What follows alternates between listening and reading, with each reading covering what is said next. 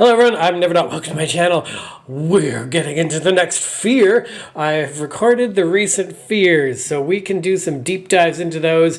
And for this fear, it's pyrophobia. If you're afraid of fire, I don't know, I'm not going to trigger you all up the everything. So the main thing I didn't want to do with the pyrophobia video is just go with the obvious dragon. I mean, it seemed like a bit too obvious, and I just wanted to try something completely different.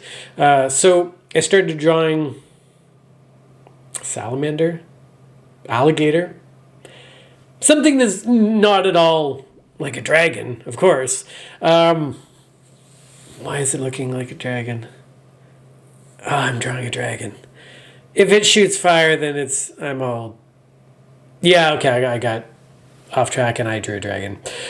I don't know. I thought I was going to draw little fire people or something, something more novel. I really don't know where these TikToks are going to go until I get down on the Cintiq and then just start drawing. But yeah, I messed up.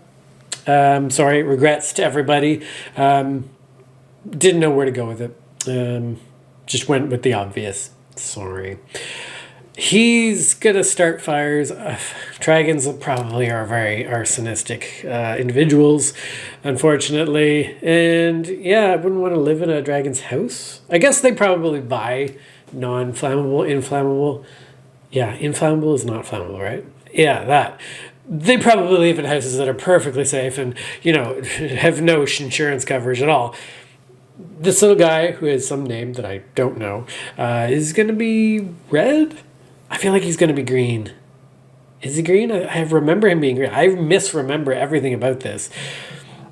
Drawing his tummy here, I had a bit of a problem because his neck seemed to be not going the right way for where his stomach needed to be based on the arms. And I think I just have a failure of anatomy here. But I haven't done a lot of dragon anatomy studies, so sue me. I think the head is probably not quite correctly connected for this. But you guys aren't going to notice or care unless you watch this video, and then you are going to notice and care. The shadows we're going to throw on the left. It's either the left or the right. I tend to favor the left a lot, just for consistency and habit. Maybe I'm left-handed. Later, I'm going to realize that more of the head should be shaded, because all of that side is on that side. And yeah, get your shapes. Get your 3D shapes in mind when you're drawing, because when you're just casting light, and if you're just shading the edges, thinking, oh, that's where the light would fall off, remember that it's a 3D object and that, you know, maybe that whole part is in shadow because it's 3D. So, not saying that I've done anything even remotely perfect here, but there was a failure there, and I fixed it. Also, yeah, more of his tummy should probably be dark. I still don't know if I got that quite right. And his leg is at a really awkward... Anyways, this whole thing was drawn from my imagination. Didn't use a reference because I didn't happen to have any kind of alligator jumping in a kind of a circle reference drawing things. So that was a problem. It's okay, I guess. It would be a lot better looking if I did have a proper reference. But some of the poses are just hard to dig up. So you just got to bear with the... whatever. The more you practice this, the more you can push into making things up in your head. I feel like you never actually get to that point and you're just piecing together other poses you've memorized, which kind of gives the semblance of having abilities to pose thing in your head. We're going to draw fire now. Technique for drawing fire, I Googled a very long time ago. It's basically you just put down the base layer, thick brush, just get sort of shapy shapes. It can have softer edges, which the distortion brush will do for you a little bit. Then add another layer on top, duplicate it, set it to color dodge, which will give you that the yellow lightning effect, and then sort of erase a bit of it, which gives you the sort of the fade out and the sort of the core brightness, and then you repeat that process to get the even brighter intensity. I had a bit of a difficult time getting sort of the white that I was going for, because when it hit yellow, it just sort of stays at yellow, which I don't really want. I wanted to go even brighter. So sometimes I have to fight with the color dodge math. Whatever. Yeah, I don't know what I was doing there. And there we go. Yeah, we put our glow on there. Yeah, that's what I was doing. Adding a little bit of a blur on the base layer, because fire always glows. And we're going to put some glowy effect on the guy. This is a sort of like a shading layer, but instead of its glow layer. And we've set the, we've set the inherit alpha channel on it so it doesn't go beyond the edges of the dude. We're just getting him to glow from the inside out because he's blasting fire, and you really do want to blind your audience as much as possible. I think we're definitely failing in achieving that. I think there should be a shadow on that leg, actually. Can I go back in time and change that? No. Whatever. The glow effects are fun to do, and it spices up your work quite a bit, actually, I find. But whatever. Moving on to the next little figure.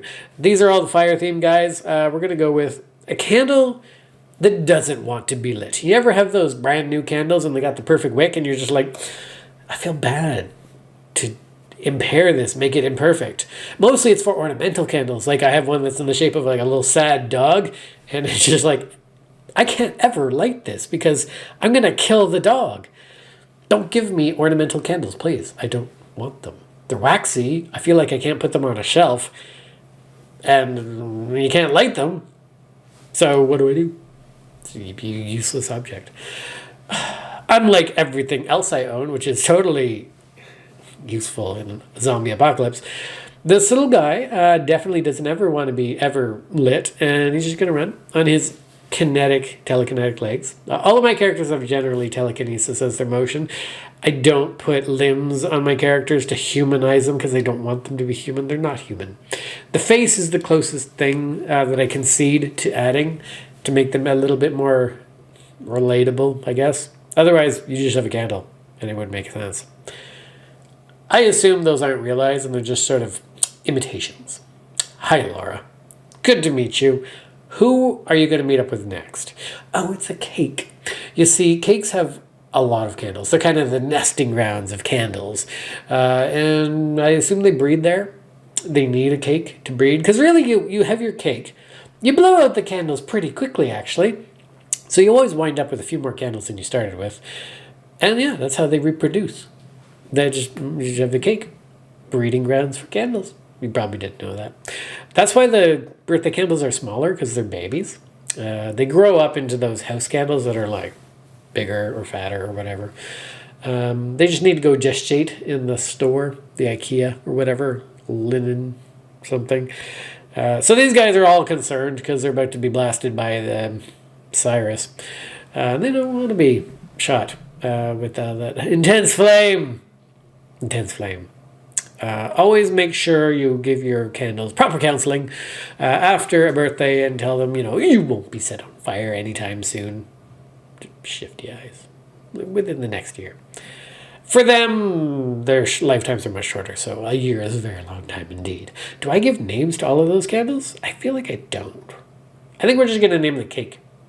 And we're going to pretend those candles don't have their own identities. Do I give it... What am I going to call the cake? I'm trying to pick, like other country names. Kate is a different... No, I failed there. Okay.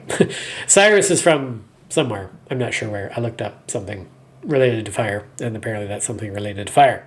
Lastly, we're going to end on something that is not last, actually. You got to have your fire extinguisher, fire alarm. That always tells you when dinner's ready. It is not going to be on fire, but it is very much aware of fire and concerned about it. It's sort of the nagging Nancy of the fire system. You got to change. Why do these things have batteries that you never have in the house?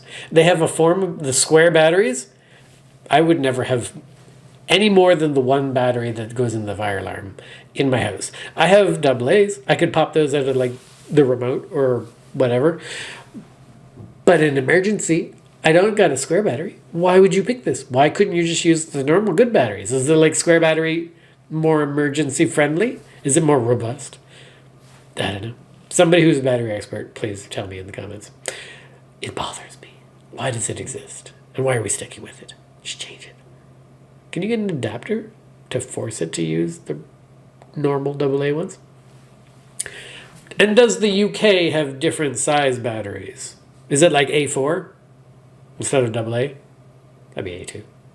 Anyways, I like this little... We've drawn a, whatever this is called, snow alarm, fire alarm, before. It's really a smoke alarm.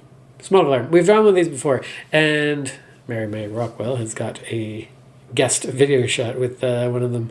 Liam, good to, your name spells male backwards. Interesting. Anyways, lastly, we're going to visit Gerald. And Gerald's not going to be on fire at all. I wanted to draw something that had like no relation to fire. Because going into this, I knew I was going to add a hit film fire effect on something. I was thinking, I guess, the candles, probably, but it makes more sense for Gerald's Lucky Charms to be blazing on fire for no reason at all.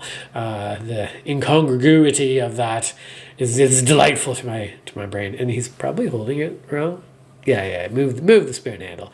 Doesn't make sense. It's not going to spear through his octopus flesh. He's got to hold it with a little ball hand there. I like Gerald. You can stretch his limbs as long as they need to be, bend them in any which way. He's very flexible. We're going to draw these as, those are Cheerios in the sketch, but I hate Cheerios because they're no flavor. I always dreaded those things when I was a kid. Glad to get literally anything else, even Shreddies, which also don't taste good, but you dump enough sugar on it and then it's okay. These are going to be corn pops, because corn pops are good. I used to eat those without even the milk, just as a snack, and they're good. Kind of wish I had them right now. Not really. So yeah, Gerald is just going to be, chilling at the end, and I'm just going to light his literal cereal on fire. I'm assuming he put milk and gasoline on his, corn pops, but we don't know. We don't know Gerald's taste. Should there be purple in the gap there? Probably. Am I going to remember to fix that? Oh, no. I don't think I am. I think I might have overlooked that. 5 points to you if you can comment in the video comments before this video finishes as to whether or not I actually filled that little triangle of white down there or missed it entirely. Yeah. A lot of artists will tell you that you should, sketch on a different layer. I'm just getting tired of doing that, so I'm just erasing things where I know I'm going to be drawing, and I'm getting pretty good at hitting the edges perfectly. So I know that's bad practice, and it's not really what you're supposed to do, but whatever is I'm trying to do these things faster because I want to go to sleep at some point. Yesterday, I was way too tired to do a video, and I just didn't. And I felt bad. I'm sorry. TikTok fans, I am so sorry. My daily schedule is falling behind a bit because, sometimes I'm too tired, or sometimes the strong hand is getting too painful. So anyways, thank you guys so much for watching the video. I'm going to stick the video at the end. Your fear artist is here to draw Pyrophobia. This is a common fear everybody absolutely has. Setting fire to things. Wait. No, actually, I distinctly remember most of my friends loving to set fire on things, me included. What are we called? Pyrophilics? I don't know. Arsonists, basically. Just like dragons, you need to stay away from dragons. Don't let them and their mesmerification of the little dancy flames bother you in any way, shape, or form, or set you on fire, because that's what they're going to do. They're going to just not care. Cyrus, don't. Thank you. You did it. Well, great. Okay, well, there's a lot of people that don't want to be caught on fire. Like Laura the candle. She has a very limited lifespan with that. And Kate's going to get all drippy wax all over her if she gets on fire. Liam, you're safeguarding us from all of that flamey, smoky goodness. And thank you. We're just going to hang out with Gerald and his corn pop cereal. There's no chance of that catching on fire because it's just really. Thank you guys so much for watching this video, and I hope to see you guys next time. Thank you so much for the support. Subscribe, like, and like again. Then if you dislike, it doesn't even show the count, so who cares? See you guys next time. Bye!